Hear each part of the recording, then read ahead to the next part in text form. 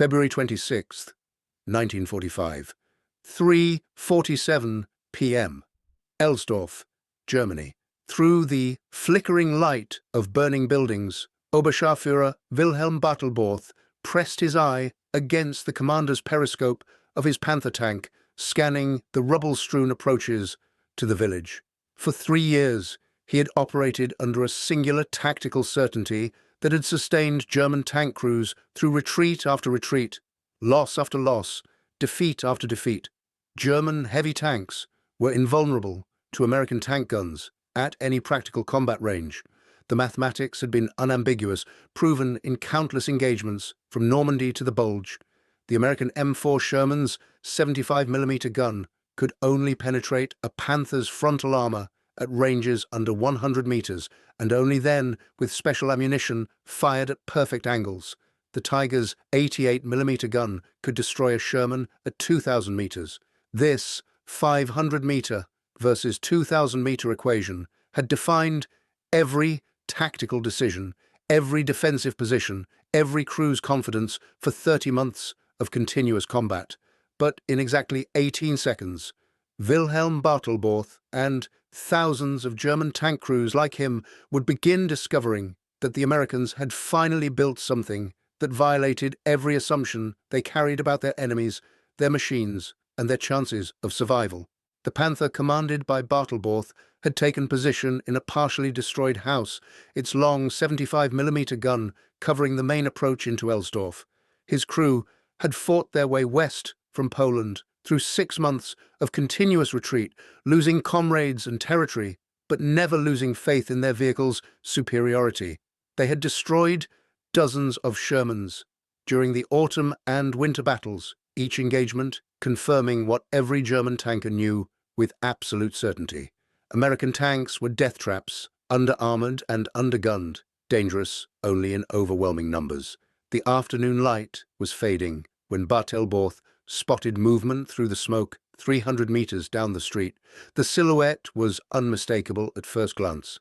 High-riding hull, rounded turret, the characteristic profile every German gunner had memorized from recognition charts and bitter experience. Another Sherman, pushing forward with the confidence that came from knowing reinforcements stretched back to the Atlantic Ocean. Bartelborth spoke calmly into his intercom, directing his gunner onto the target. The engagement would be routine. Fire, strike, kill, withdraw before American artillery could respond. They had executed this sequence dozens of times. The mathematics of armored warfare were written in their favor. If you're enjoying this deep dive into the story, hit the subscribe button and let us know in the comments from where in the world you are watching from today. The flash came first, blindingly bright in the gathering dusk. Then the sound, a deeper crack than any Sherman gun Bartelborth had ever heard. Then the impact, a hammer blow against the Panther's 100mm frontal armor that sent shockwaves through the entire hull. For a fraction of a second, Bartelborth's mind struggled to process what had just occurred. Sherman guns didn't penetrate Panther frontal armor. The mathematics said so. 3 years of combat experience confirmed it. Intelligence briefings guaranteed it. But the armor had been penetrated. The shell, still carrying tremendous kinetic energy after punching through steel that had deflected dozens of previous hits, continued into the fighting compartment. The interior of the Panther became an inferno of metal fragments and explosive force. Bartelborth never learned what had killed his crew, never discovered that the Americans had deployed a new heavy tank mounting a 90mm gun capable of destroying Panthers at ranges exceeding 1,500 meters. Never understood that the tactical certainty he had relied upon for 3 years had become obsolete in the time it took a shell to cross 300 meters of contested ground. The story of German tank crews discovering the Pershing's capability represents one of the most profound psychological reversals of the Second World War. For 30 months, from the Tiger's first deployment at Leningrad in August 1942 until the Pershing's combat debut in February 1945, German heavy tank crews had lived inside machines that seemed to violate the fundamental rules of armored warfare. They could kill any Allied tank at ranges where return fire was impossible. This advantage had sustained morale through catastrophic defeats, sustained hope through impossible odds, sustained the belief that German technological superiority could somehow compensate for crushing material disadvantage. The Tiger I, which had terrorized Allied tank crews since its first appearance, mounted an 88mm KWK-36 gun derived from the legendary Flak 36 anti-aircraft gun. This weapon could penetrate 100 millimeters of armor at 2,000 meters, sufficient to destroy any Allied tank at distances exceeding a mile. The Tiger's own armor, 100 millimeters thick on the frontal hull and 120 millimeters on the turret face, made it virtually immune to Allied tank guns at normal combat ranges. Veterans of Schwer Panzerabteilung 506 described the psychological effect of operating Tigers in combat, the sense of invulnerability that came from knowing that enemy tanks had to close to suicidal ranges to threaten you, while you could destroy them at leisure from positions they couldn't even see clearly. Lieutenants who had commanded Tigers wrote in letters and post-war accounts about the confidence this technological edge provided, a psychological advantage as valuable as the mechanical one. The tactical mathematics were indeed compelling and had been proven in countless engagements. At Villers-Bocage in June 1944, SS Oberscharführer Michael Wittmann's single Tiger destroyed 14 tanks, 2 anti-tank guns, and 13 other vehicles in less than 15 minutes, though Wittmann himself would die in August 1944, months before the Pershing appeared. This tactical dominance created a profound psychological advantage that extended beyond individual battles. Allied tank crews developed what military psychiatrists termed Tiger fever, often mistaking any German tank for a Tiger and reporting far more Tiger encounters than actually occurred. Intelligence analysis after the Normandy campaign revealed that American units reported Tiger sightings at 5 times the actual number of Tigers deployed. This psychological impact worked both ways. German heavy tank crews developed an almost mystical belief in their invulnerability, painting kill rings on their gun barrels like fighter aces, calculating that even if outnumbered 10-1, their Tigers could destroy enough enemy tanks to make advances prohibitively costly. But 8,000 kilometers away, in Detroit, Michigan, American engineers had been working since September 1942 on a project designated T-26. They were building something that would eliminate the German advantage that had defined armored warfare since 1942. The journey to the M26 Pershing began with a bitter realization in the summer of 1943. American tank design had fallen dangerously behind German developments. The M4 Sherman, which formed the backbone of American armored forces, had been designed in 1941, when the most dangerous German tank was the Panzer IV with its short 75mm gun. By the time Shermans faced Tigers in Italy and Normandy, they were outclassed in every category that mattered in tank versus tank combat: armor protection, firepower, and effective engagement range. The Sherman's 75mm M3 gun could penetrate only 68 millimeters of armor at 500 yards. The Tiger's frontal armor measured 100 millimeters. Simple mathematics made the tactical reality clear. Shermans had to close to point-blank range, under 100 meters, to have any chance of penetrating a Tiger's frontal armor, and even then, only with specialized ammunition and perfect shot placement. Meanwhile, the Tiger could engage and destroy Shermans at ranges exceeding 2 kilometers, often killing American tanks before their crews even knew they were under fire. Reports from the Italian campaign in late 1943 and the Normandy invasion in June 1944 documented the psychological toll this disparity created. Tank crews requested transfers to infantry units rather than face German heavy tanks and Shermans. Replacement crews arrived at frontline units, already demoralized by stories from wounded tankers, evacuated to rear hospitals. Unit commanders reported difficulty maintaining offensive spirit among crews who understood the mathematical certainty of their disadvantage. General Jacob Devers, commanding U.S. forces in the Mediterranean theater, sent increasingly urgent requests to Washington for heavy tanks capable of engaging German armor on equal terms. His reports detailed engagements where American tank companies lost half their vehicles attempting to close range on Tigers and Panthers that destroyed them with impunity from defensive positions. The Pershing development program represented a crash effort involving 14 major contractors, 300 subcontractors, and over 50,000 workers across 22 states. Fisher Body Division of General Motors, which had been producing Sherman tanks at its Grand Blanc arsenal in Michigan, received orders to immediately retool for the new heavy tank. The changes required were staggering: new casting techniques for the turret, entirely different transmission systems, heavier suspension components, and, most critically, the integration of the 90mm gun that had previously been used only in tank destroyers and anti-aircraft roles. The 90mm M3 gun was a marvel of American engineering achievement. Developed from the successful 90mm anti-aircraft gun, it fired a 24-pound armor-piercing round at velocities exceeding 2,800 feet per second. The standard M82 armor-piercing capped round could penetrate 119 millimeters of armor at 500 yards, enough to punch through a Tiger's frontal armor at combat ranges.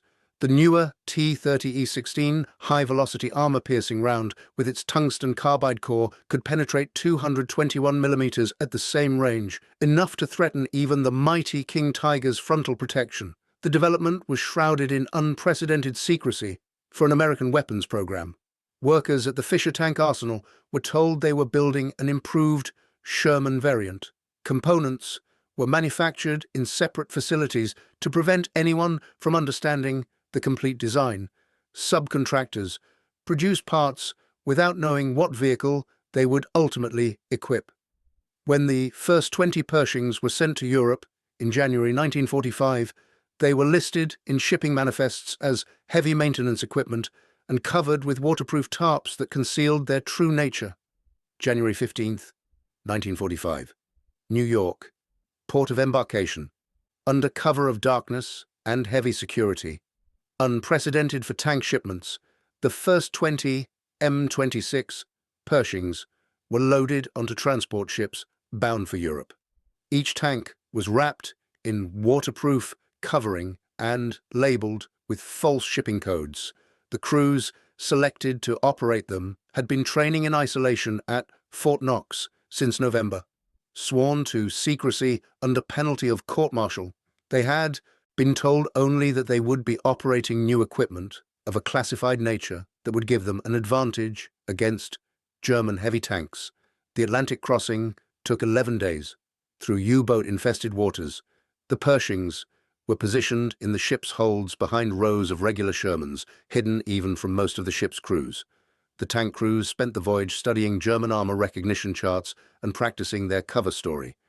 If questioned, they were replacement crews for standard Sherman units, nothing more. The Pershings arrived at Antwerp on January 26, 1945, again under cover of darkness. They were immediately transported by special trains to the 3rd Armored Division's maintenance area near Düren, Germany. Here, the crews conducted final preparations, while Division Commander Major General Maurice Rose personally briefed battalion commanders on the new weapon. The briefings emphasized 2 points. First, the Pershing's 90mm gun could penetrate any German tank at normal combat ranges. Second, the tank's existence must remain secret as long as possible to maximize tactical surprise. February 25, 1945. The first 4 Pershings were assigned to the 3rd Armored Division's push toward the Rhine.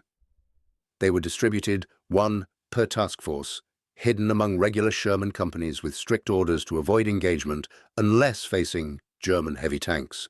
The crews painted them with standard olive drab camouflage and added unit markings to make them blend in with Sherman companies, though their longer guns and lower profiles made them distinctive to trained eyes. The German intelligence failure was complete and catastrophic, despite having one of the most effective military intelligence services of the war. The Wehrmacht had no idea the Pershings existed. German commanders believed Americans had chosen quantity over quality as a permanent doctrine, mass-producing adequate Shermans rather than developing heavy tanks.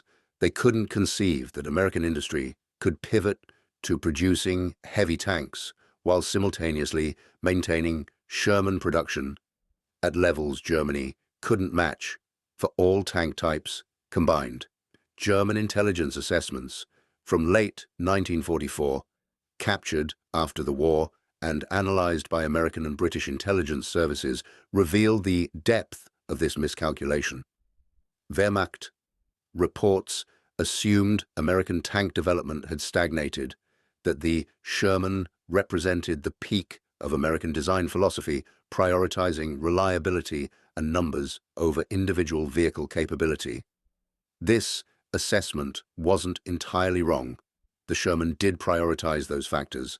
The intelligence failure lay in assuming Americans couldn't also produce heavy tanks when battlefield necessity demanded it.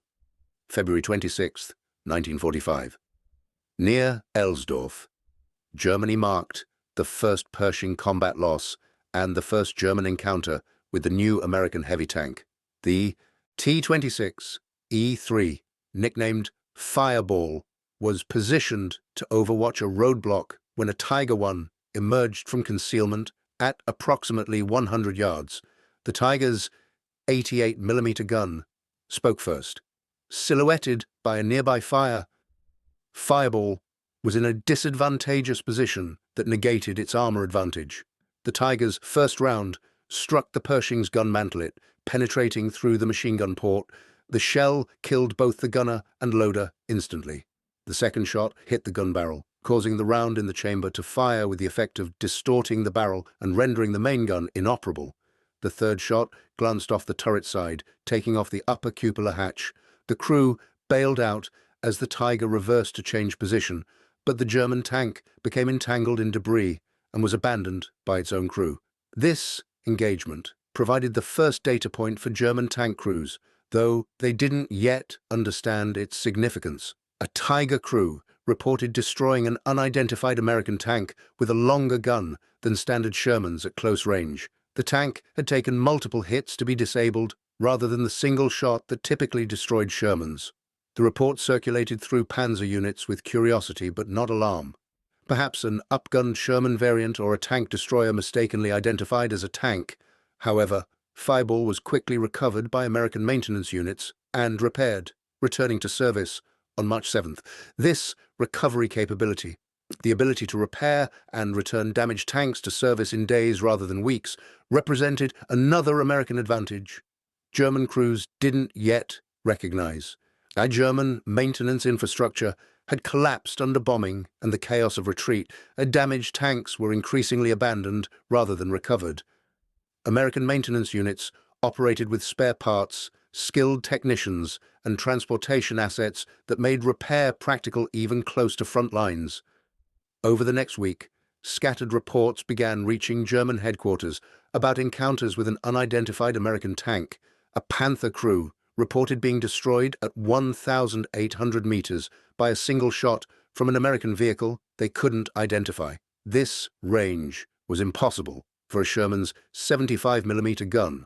Most disturbingly, every report mentioned the same detail: a gun barrel that appeared significantly longer and larger diameter than the standard Sherman's armament. German intelligence officers attempted to reconcile these reports with their understanding of American tank development. Some theorized the Americans had finally deployed their M36 tank destroyer in large numbers, though tank destroyers didn't have turrets and operated differently than tanks.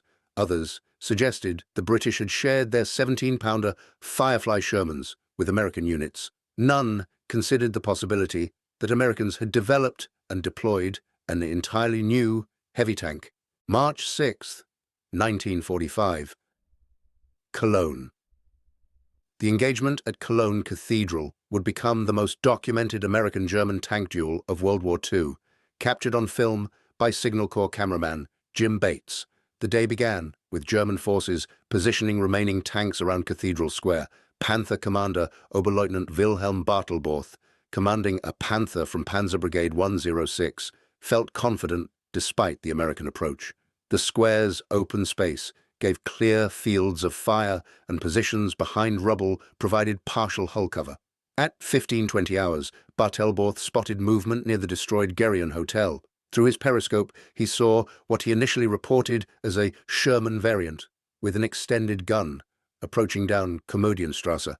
2 Shermans from Easy Company, 3rd Armored Division, pushed forward toward the cathedral. They hit a pile of debris and paused, calling for a bulldozer to clear the obstacle. In that moment of vulnerability, Bartelborth's gunner fired. The first 75mm shell struck the lead Sherman's turret mantle twice, penetrating the armor and killing the driver and another crewman instantly. The explosion mortally wounded the commander.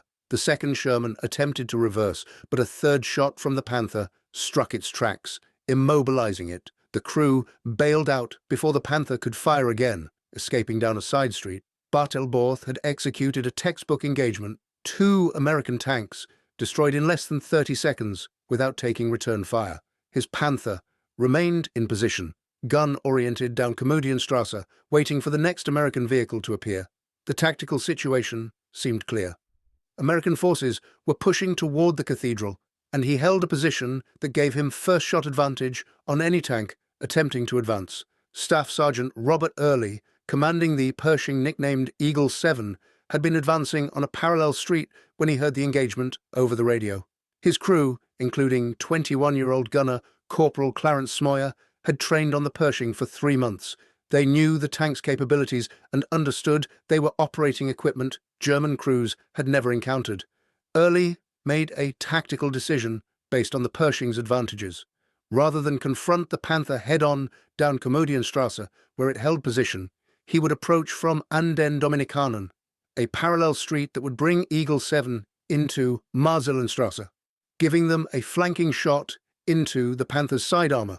The 90mm gun could penetrate the Panther's side armor at any angle from any practical combat range. Signal Corps cameraman Jim Bates had positioned himself in a building overlooking the intersection. He had been documenting the 3rd Armored Division's advance for weeks, but this moment felt different. The tension was palpable. A German heavy tank in perfect defensive position, American forces attempting to push through to the cathedral. He started his camera rolling. Eagle 7 emerged into the intersection. Smoyer, looking through his gunner's sight, saw the Panther's turret beginning to traverse toward them. For a fraction of a second, the 2 tanks faced each other at a range of approximately 110 meters, point-blank range for both vehicles. The next shot would determine which crew survived. But the Panther didn't fire. Bartelborth hesitated. The tank, emerging into his field of view, didn't match the Sherman profile he expected. The turret was larger, the gun barrel noticeably longer and thicker, the hull lower and more angular. His 3 years of combat experience screaming that something was wrong, but his training and recognition charts offered no explanation. Was it a German tank, a captured Panther, being used by Americans? His daughter would later recount in a documentary that Bartelborth had told his family he thought the tank might be German, which explained his hesitation to fire. Smoyer didn't hesitate. He had trained to recognize this moment, the instant when the Pershing's surprise gave them a crucial advantage. He pulled the trigger. The 90mm gun fired with a flash that blinded Bates momentarily. The armor-piercing round crossed 110 meters in a fraction of a second, striking the Panther's turret face. The penetration was immediate and catastrophic. The shell punched through the 100mm turret armor that had deflected dozens of Sherman rounds in previous engagements. Inside the Panther, the shell's kinetic energy translated into explosive force and fragmentation that killed 1 crewman instantly. Smoyer fired again and again. The 2nd and 3rd rounds struck the already damaged turret, ensuring the Panther was completely disabled. Bartelborth and 3 surviving crew members bailed out as ammunition began cooking off inside their vehicle. They fled down Marseillenstrasse toward the Rhine, leaving behind the burning wreck of a tank that represented 3 years of German tactical superiority. The entire engagement, from Eagle 7 entering the intersection to the Panther crew abandoning their vehicle, lasted less than 30 seconds. Jim Bates captured it all on film.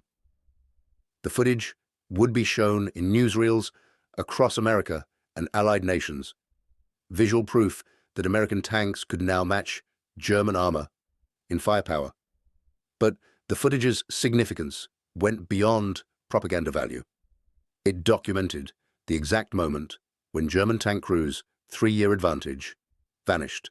The destruction of Bartelborth's Panther triggered an intelligence crisis within the Wehrmacht that would cascade through Panzer units over the following weeks. Oberkommando West issued urgent directives demanding all units report immediately any encounters with new American heavy tanks, provide detailed descriptions of the vehicle's appearance and capabilities, and preserve any captured examples or destroyed vehicles for technical examination.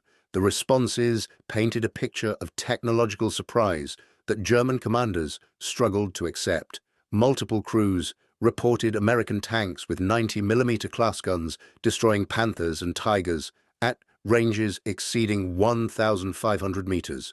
The mathematics of armored warfare that had sustained German morale were being rewritten in real-time combat. German crews began referring to the Pershing as the long-gun Sherman, unable or unwilling to conceive of an entirely new American heavy tank. This misunderstanding would persist for weeks, contributing to tactical errors as German crews attempted to engage Pershings using anti-Sherman tactics. Recognition charts distributed to Panzer units in mid-March showed only Sherman variants. Intelligence briefings assured crews that American tank development remained focused on the Sherman platform. The Panzerwaffe's training infrastructure struggled to respond. Tank schools had no information about the Pershing. Technical manuals assumed American tank guns couldn't penetrate German heavy armor frontally. Tactical doctrine was built around German tanks engaging American armor at ranges where return fire was ineffective. All these assumptions, codified in 3 years of training and combat experience, were being invalidated by a weapon German intelligence hadn't even detected during its development. By mid-March 1945, roughly 20 Pershings were operational in the European theater, with more arriving weekly. While this number seems insignificant compared to thousands of Shermans in service, the psychological impact far exceeded the mathematical ratio. German tank crews, accustomed to engaging Shermans with impunity, now approached every engagement with uncertainty. The question that defined every encounter was simple and terrifying. Is that a Sherman or a Pershing? From combat ranges beyond 500 meters, the silhouettes were similar enough to create doubt. This uncertainty paralyzed decision-making that had previously been instinctive. German tank doctrine called for engaging the most dangerous threat first. But if you couldn't identify which tanks were dangerous, how did you prioritize targets? Tank commanders who had confidently engaged multiple Shermans simultaneously now hesitated when facing American armor, trying to identify vehicle types before committing to engagement. This hesitation often proved fatal. Regardless of whether the American tanks were actually Pershings, Sherman crews, emboldened by the knowledge that German crews might mistake them for the more dangerous Pershing, pressed attacks more aggressively. March 7th, 1945. The Battle of Remagen. A platoon of 5 M26 Pershings, less one that was being serviced, played a crucial role in helping Combat Command B of the 9th Armored capture the Ludendorff Bridge during the Battle of Remagen. The Pershings provided fire support to infantry, attempting to secure the bridge before Germans could demolish it. German defenders at Remagen, seeing American tanks approaching the bridge, faced the same identification crisis. Were those Shermans that could be engaged at range, or Pershings that could return fire effectively? The uncertainty contributed to hesitation in German defensive fire that allowed American forces to secure a crucial foothold across the Rhine. The Pershings couldn't actually cross the bridge initially. The structure, damaged by German demolition charges, was too weak to support the M26's 41,900 kilogram weight. The tanks had to wait 5 days before crossing the Rhine on barges, but their fire support from the western bank proved decisive during the critical first hours of the bridgehead. If you find this story engaging, please take a moment to subscribe and enable notifications. It helps us continue producing in-depth content like this. The psychological impact of the Pershing spread through the Panzerwaffe more rapidly than the actual tanks spread through American armored divisions. Tank crews who had never encountered a Pershing, nevertheless, altered their tactics based on reports from other units. The mere possibility of facing American tanks with 90mm guns changed battlefield calculations. German tactical doctrine had been built on the assumption of technical superiority compensating for numerical inferiority. Defensive positions were chosen based on Tigers and Panthers, being able to engage American armor at ranges where return fire was ineffective. Offensive operations assumed German heavy tanks could punch through American positions with acceptable losses. Both assumptions were now questionable. Senior German commanders attempting to assess the Pershing threat faced incomplete and often contradictory information. How many Pershings had Americans deployed? Reports varied wildly, from dozens to hundreds. What were the tank's actual capabilities?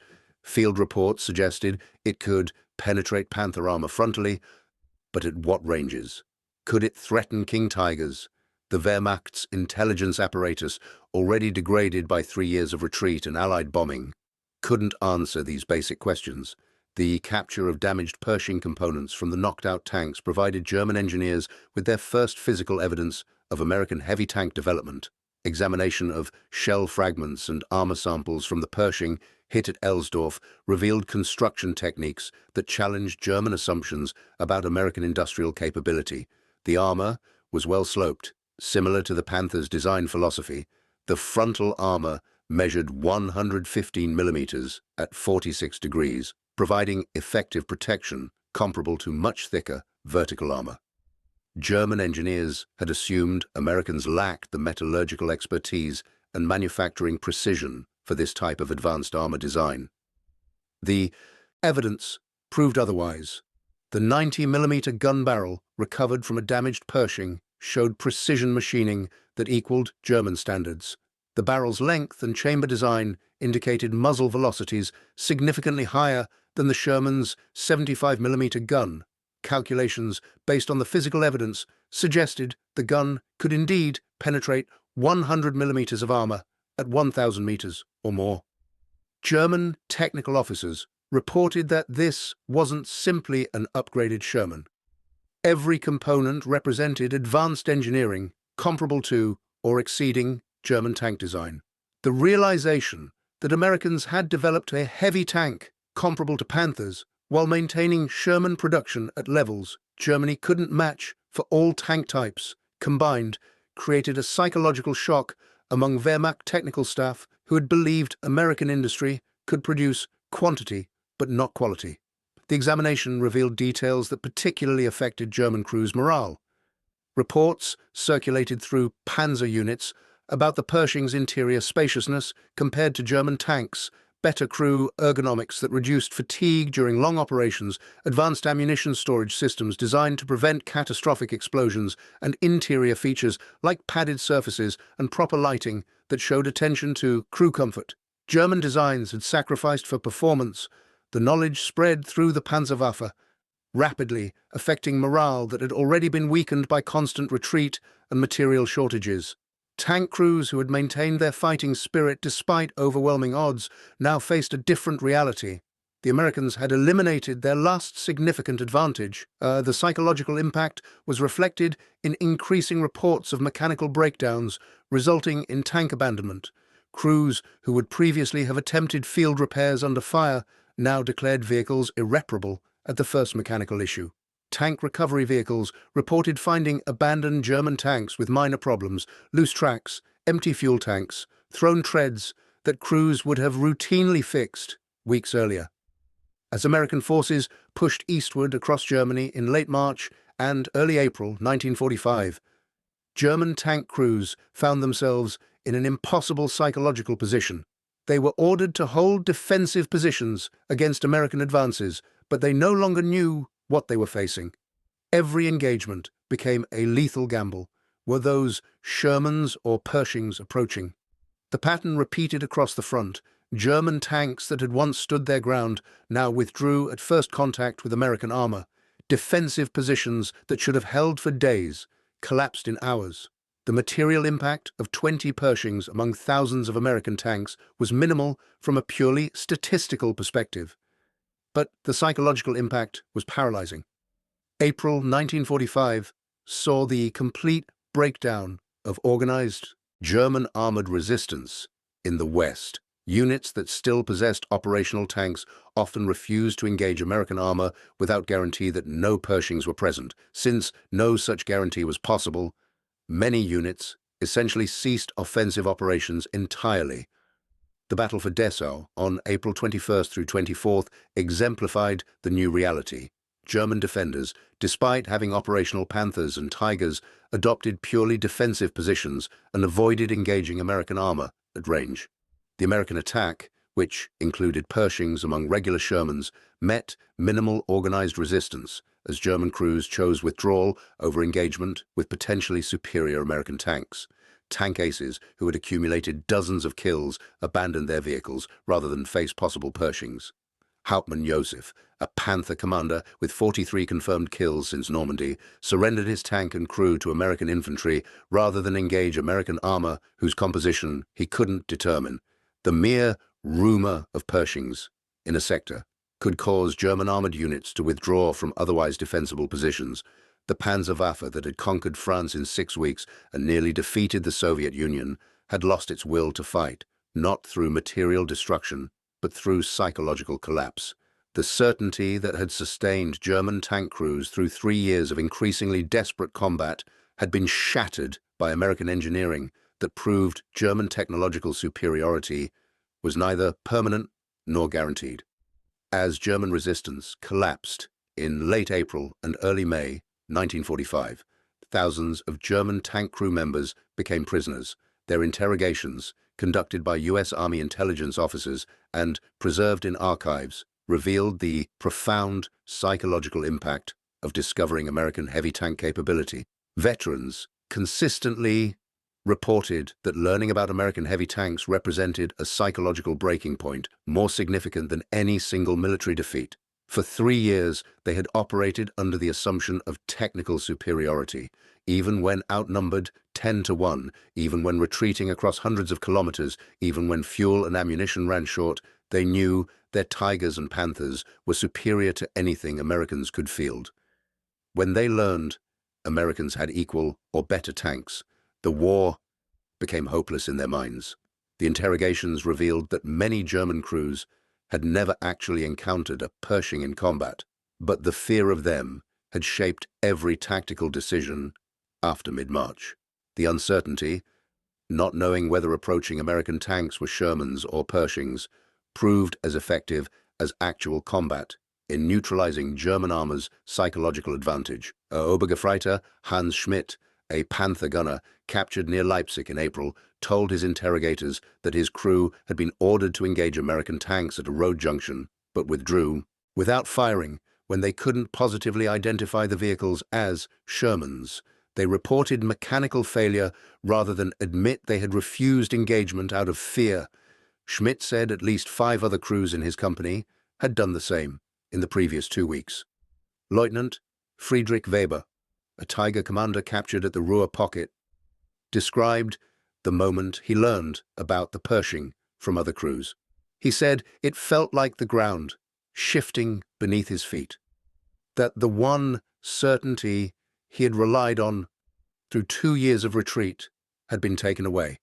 He and his crew discussed surrender that night, rather than continue fighting against an enemy who now matched their technical capabilities while maintaining overwhelming numerical superiority. What German tank crews didn't fully understand until after the war was the scale of American heavy tank production achieved by 1945. While only 310 Pershings reached Europe before Germany's surrender, with only about 20 seeing significant combat, American factories had produced over 2,200 M26 tanks total by October 1945. Fisher-Body's Grand Blanc arsenal alone had produced 1,739 tanks, while Detroit Tank Arsenal Chrysler added 473 units.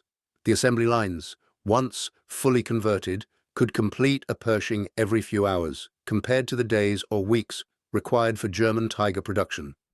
This production capacity, invisible to German crews during combat but revealed after surrender, completed the psychological destruction. By comparison, Germany had produced only 1,347 Tiger I tanks and 492 King Tiger tanks during the entire war. Even at peak production in mid-1944, German factories completed fewer than 100 heavy tanks per month. American Pershing production, ramping up in early 1945, exceeded German heavy tank production, even as German industry collapsed under Allied bombing. The production facilities told their own story. American tank production infrastructure dwarfed anything Germany had achieved. The Fisher-Body Grand Blanc arsenal covered over 1,500,000 square meters of factory space. The Detroit Tank Arsenal exceeded much of German tank production infrastructure combined. The ability to rapidly convert from Sherman to Pershing production while maintaining output demonstrated industrial flexibility Germany never possessed. German tank veterans who survived the war consistently identified learning about American heavy tanks as a pivotal psychological moment. These were not inexperienced crews who might panic unnecessarily, but hardened veterans with extensive combat experience who understood tank warfare intimately. Their accounts, collected in post-war interviews and memoirs, describe a before and after in their combat experience. Before learning about American heavy tanks, they maintained faith in ultimate German victory through superior technology, compensating for numerical disadvantage. After, they fought only for survival, seeking ways to avoid combat rather than dominate it. This psychological shift wasn't limited to individual crews, but spread through entire panzer divisions, affecting combat effectiveness at operational levels. The reaction of veteran crews differed markedly from their response to other Allied innovations. When faced with numerical superiority, they had adapted tactics, using mobility and firepower to engage on favorable terms. When faced with Allied air supremacy, they learned to move at night and use concealment. When faced with improved Soviet tanks like the T-34-85 and IS-2, they adjusted engagement ranges and tactics. But technological parity in tank design, the one advantage they had counted on since 1942, offered no tactical solution. If Americans could build tanks as good as German tanks while maintaining production advantages, what hope remained for German victory or even survival? Nothing symbolized the German psychological collapse more than the fate of King Tiger crews in the war's final weeks. The King Tiger represented the pinnacle of German tank design. 68,000 kilograms of armor and firepower, 150 millimeters of frontal armor, an 88 millimeter KWK-43 gun that could destroy any Allied tank at ranges exceeding 2,000 meters. The King Tiger had been essentially invulnerable to frontal attack throughout its combat career. Yet by April 1945, King Tiger crews were increasingly reluctant to engage American armor. The King Tiger's capabilities should have maintained superiority over the Pershing. However, the psychological impact of knowing Americans possessed heavy tanks with powerful 90 millimeter guns created paralysis. Crews that had once engaged confidently now hesitated, unsure whether they faced Shermans they could destroy with impunity or Pershings that could threaten them. Post-war analysis revealed how completely German intelligence had failed to detect the Pershing program. Despite extensive spy networks and signals intelligence capabilities, the Wehrmacht had no knowledge of American heavy tank development until Pershings started appearing in combat. The intelligence failure went deeper than missing a specific weapons program. German intelligence had fundamentally misunderstood American industrial capability and national will. They knew Americans produced many tanks. They assumed this meant accepting inferior quality as a trade-off for quantity. They couldn't conceive that American industry could pivot to producing heavy tanks while maintaining mass production of Shermans at levels that exceeded all German tank production combined. This fundamental misunderstanding of American industrial culture and capability would prove more decisive than any battle. The irony was that the Pershing's psychological impact far exceeded its actual combat performance. While superior to German tanks, in many respects, the Pershing had its own problems. The transmission proved unreliable, with mechanical breakdowns not uncommon. The gun, while powerful, had a slower rate of fire than German 88mm guns. The armor, though well sloped, was actually thinner than King Tiger armor in terms of raw thickness. In purely technical terms, the Pershing was roughly equivalent to a Panther, superior in some aspects like gunpowder and crew ergonomics, inferior in others like mobility and armor thickness. It was not the supertank the German crews imagined, but the psychological impact didn't depend on technical reality. It depended on the shattering of German assumptions about American capabilities. Statistical analysis is problematic given that only about 20 Pershings saw actual combat before Germany's surrender. The limited sample size makes claims of specific kill ratios meaningless from a statistical perspective. What mattered was not how many German tanks Pershings destroyed, but how their mere existence affected German morale and tactical decision-making across entire front sections. German records show significant increases in tank abandonments in sectors where Pershings were rumored to operate. Crew surrenders increased markedly after Pershing deployment became known among Panzer units. Operational readiness in Panzer units dropped significantly in March and April, though multiple factors, including fuel shortages and spare parts scarcity, contributed to this decline. The presence of Pershings accelerated German surrenders in the war's final weeks. Tank crews who might have continued fighting with Tigers and Panthers against Shermans chose surrender. When facing possible Pershings, the psychological calculation was simple and brutal. Fighting Shermans with superior German tanks offered survival chances and the possibility of tactical success. Fighting potentially equal American tanks, while outnumbered 10-1, offered only death with no prospect of affecting the war's outcome. The phenomenon repeated across the front as Germany collapsed. German tank crews, once among the most determined fighters in the Wehrmacht, became increasingly likely to surrender at first opportunity. U.S. Army intelligence noted that by late April, German tank crew prisoners often arrived at collection points before infantry from the same units, a reversal of previous patterns where tank crews fought to the last while infantry surrendered more readily. Remarkably, German tank units transferred from the Eastern Front experienced severe psychological shock when learning about American heavy tanks. These units arrived confident in their technological superiority, having continued to dominate Soviet armor in most engagements. Schwerpanzerabteilung 505 transferred from the Eastern Front in March 1945, had destroyed hundreds of Soviet tanks, including the newest T-3485s and IS-2s. The crews considered themselves among the most effective tank units in the Wehrmacht, maintaining kill ratios exceeding 5-1 against Soviet armor.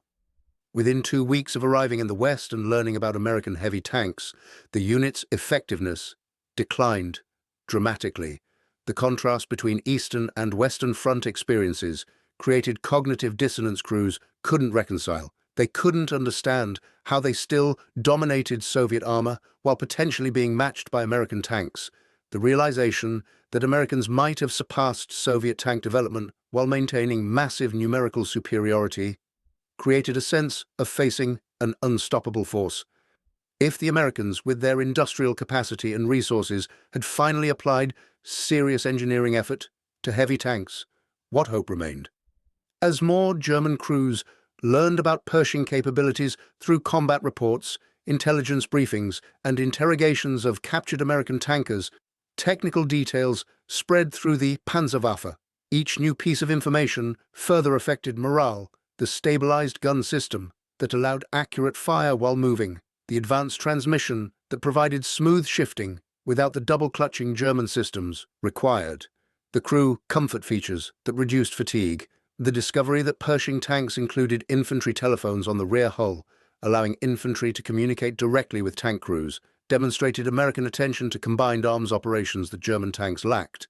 The wet ammunition storage that prevented catastrophic explosions showed American concern for crew survival that German designs had ignored in favor of packing in more ammunition. Each technical detail reinforced a growing realization. Americans hadn't just matched German tank design, they had potentially improved upon it in ways German engineers hadn't considered priorities. The psychological impact was significant for crews who had been told for years that German engineering was inherently superior to the mongrel democracy producing Shermans. The final weeks of April 1945 saw the last engagements between German heavy tanks and American forces, including Pershings. These battles demonstrated the complete reversal of psychological dominance. Where Tiger crews had once stalked Shermans with confidence, they now fought with desperation and uncertainty.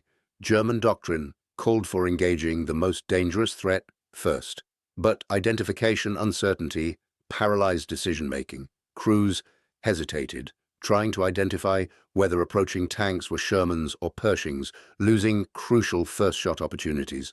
This hesitation often proved fatal, regardless of the actual American tank type encountered. Post-war analysis by military historians revealed the significance of the Pershing's psychological impact on German armored forces. While the limited number of Pershings in combat makes statistical analysis problematic, the effect on German morale is well documented through interrogation reports, unit war diaries, and post-war interviews. The numbers available support this analysis. In the 2 months before Pershing deployment, German tank units in the West maintained operational readiness, averaging 40 to 50% despite material shortages and constant combat. After Pershing appearance reports spread through Panzer units, readiness declined to 30% or below, with many losses attributed to abandonment rather than combat damage or mechanical failure. German tank crews had developed deep confidence in their technological superiority over 3 years of combat. This belief sustained morale through terrible losses, constant retreat, and increasingly desperate tactical situations. The Pershing's appearance shattered this belief system. Without it, German tank crews lost a crucial psychological foundation for continued resistance. In the decades after the war, German tank veterans consistently identified learning about American heavy tanks as the moment they knew the war was truly lost. Not D-Day, not the Battle of the Bulge, not the crossing of the Rhine, but the realization that Americans had achieved technical parity in the one area where Germans had maintained superiority. At reunions and in memoirs published from the 1950s through the 2000s, the theme repeated. Technological superiority had been their last hope, and the Pershing destroyed it. Veterans consistently described the psychological impact of discovering that American workers in Detroit had built tanks matching German Tigers, while American industry simultaneously produced everything else needed to wage global war. The industrial democracy they had been taught to despise had achieved technical parity while maintaining overwhelming production advantages and superior logistical capabilities. This realization proved more demoralizing than military defeats because it destroyed the narrative that had sustained their fighting spirit. What German crews never fully learned during the war would have destroyed any remaining morale. The Pershing was just the beginning of American heavy tank development. The T-26 E4 Super Pershing, with its enhanced 90mm gun, saw limited production of 25 units, with one reaching combat in Europe. The T-26 E5, with increased armor up to 279mm thickness, existed in 27 prototypes. Beyond these, the T-29 heavy tank, with a 105mm gun, was in prototype phase. The T-30, with a 155mm gun, existed in development. American tank design hadn't just caught up. It was accelerating past German capabilities while maintaining production advantages Germany never possessed, even at peak efficiency. Beyond tactical and technical impacts, The Pershing created a moral crisis for German tank crews, particularly those in Waffen-SS Panzer units. They had been told they were fighting for German technological and racial superiority. The appearance of superior American tanks, built by what Nazi propaganda called racially inferior mongrels, challenged the ideological foundation of their fight. The cognitive dissonance was particularly severe for Waffen-SS tank crews selected for ideological reliability. These men had accepted Nazi racial theory as justification for their actions. The Pershing's existence challenged the entire worldview that had sustained their fighting spirit through terrible losses. If Americans could build superior tanks, what did that say about racial superiority theories? What did it say about the inevitable triumph of German culture over American materialism? The final accounting of Pershing impact reveals a complex story. In total, 310 Pershings reached Europe before Germany's surrender, but only about 20 saw actual combat. This limited deployment makes specific kill ratio claims statistically meaningless. What mattered was not how many German tanks Pershings destroyed through direct combat, but how their mere existence affected German morale and tactical decision-making.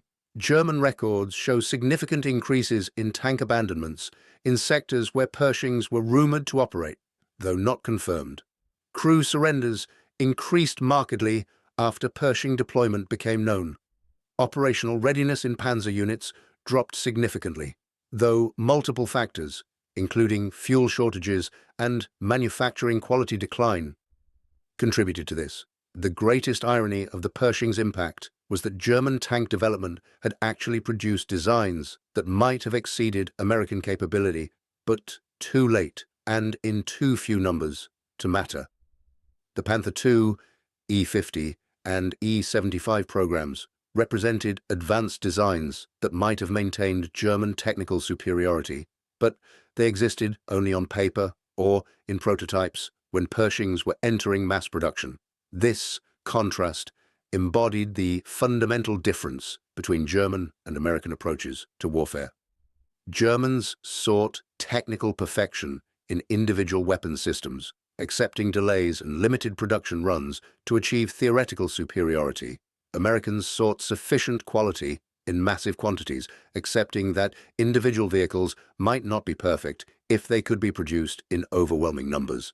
When Americans achieved technical parity with the Pershing while maintaining production superiority that could deliver thousands of these tanks within months, German resistance became mathematically impossible. The psychological shock of this realization left lasting impacts on German military thinking well into the post-war period.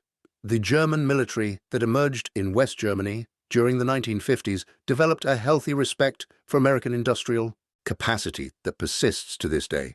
Bundeswehr doctrine emphasized that technological superiority alone could never again be assumed as a strategic advantage.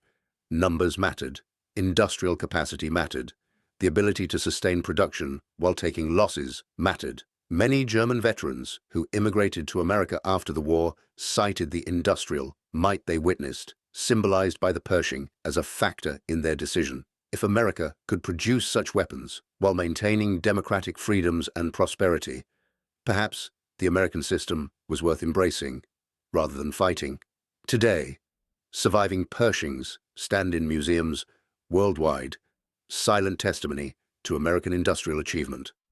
At the Patton Museum at Fort Knox, a Pershing stands beside a captured King Tiger. The placard notes their rough technical equivalence, but doesn't capture the psychological revolution the American tank created when it appeared on battlefields in early 1945. German veterans visiting these displays often reflected on the shock of discovering American heavy tank capability, not just the tank itself, but what it represented. American industrial capacity finally focused on matching German quality while maintaining quantitative superiority. The realization that they hadn't just been fighting American industry, but American industry operating at perhaps 20% of its true potential if fully mobilized for heavy tank production. The full impact of the Pershing can be understood through verified numbers that tell the story of psychological warfare. Only 20 Pershings saw significant combat, making specific kill ratios statistically meaningless. 310 Pershings reached Europe before VE Day. 2,220 total M26 tanks were produced by October 1945. German production 1,347 Tiger I and 492 King Tiger tanks during the entire war. Fisher Body alone produced 1,739 Pershings. Chrysler added 473. These numbers reveal that the Pershing's psychological impact far exceeded its limited combat deployment. The knowledge that Americans could mass-produce heavy tanks while Germany struggled to maintain existing vehicle production proved as demoralizing as actual combat losses. The story of German tankers discovering the Pershing's capability provides timeless lessons about warfare psychology and industrial capacity.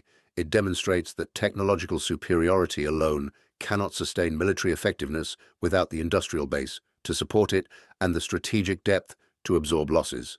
More fundamentally, it shows how psychological factors can outweigh material ones in warfare. The Pershing's psychological impact far exceeded its actual combat presence. 20 tanks contributed to breaking the spirit of the once proud Panzerwaffe.